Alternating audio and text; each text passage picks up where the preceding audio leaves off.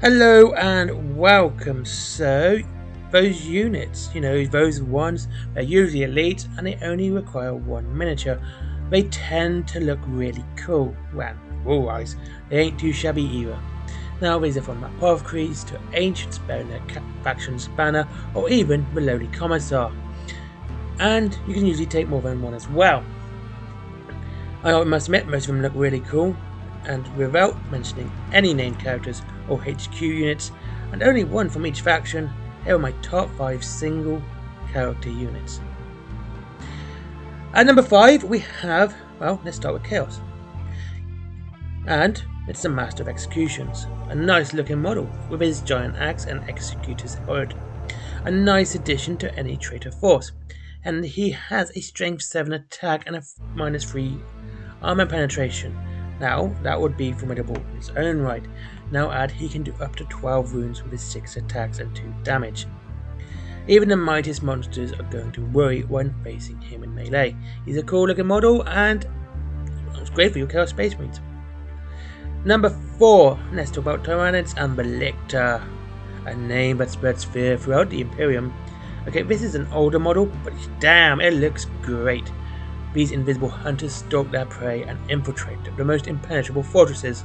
One, during a Tyranid attack on Bow, made its way all the way into the most inner sanctum of the Blood Angels Fortress Monastery. The same melee stats as the Master Executions.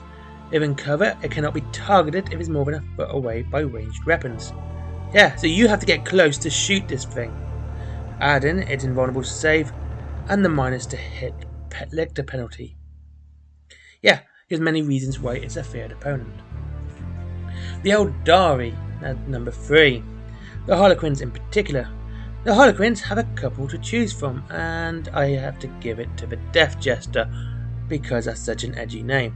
It's the spooky looking one and brings in the heavy artillery with his Shrieker cannon.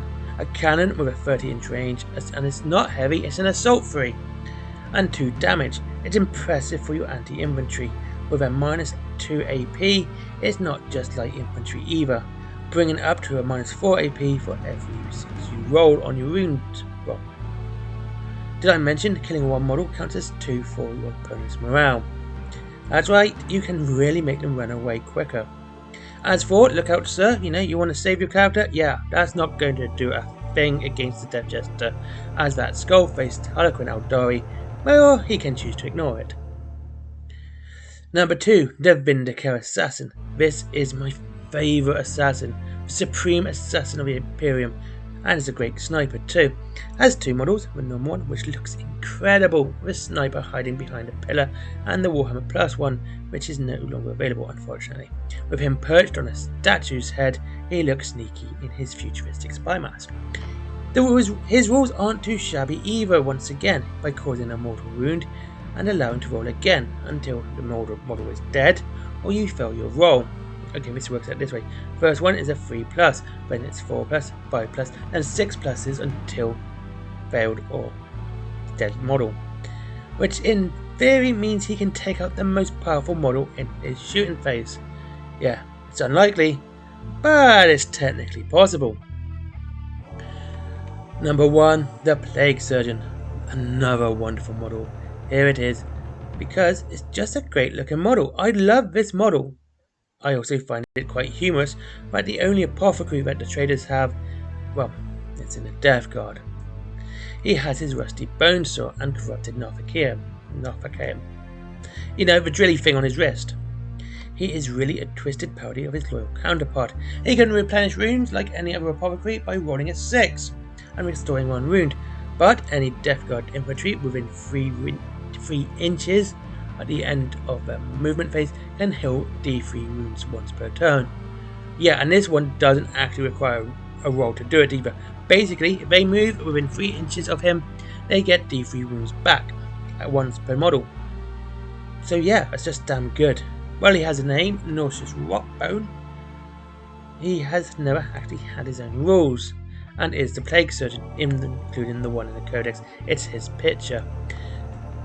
A nice short little video at 5 minutes, and I hope you enjoyed it. I love these ones. There's so many cool little models like this. And this is my first list of this, because I could honestly do a top 10, top 20.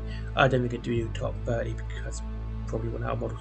Anyway, yeah, so the single unit models. Which one is your favourite? Which ones do you take? I will tell you right now, I am actually taking the Master of Executions and a Plague Surgeon and a Death Jester. And yeah, I'm taking those 3 in my armies. And yeah, they look really cool and they tend to do really well.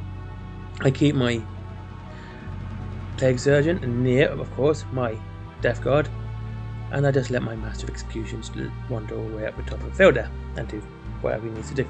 And yes, I do actually have 2 Vinegar Assassins, and I would field them as well when I play with my Imperium army. And again, they do a lot of beefy damage and it's well worth doing. Anyway, thank you very much for watching. I hope you enjoyed this video. Like I said, like, comment and subscribe. What's your favourite single model unit? Is it a Commissar? Is it a name character like Sergeant Harker? Anyway, thank you very much for watching. I hope you'll have a wonderful time, and I'll see you all again very soon.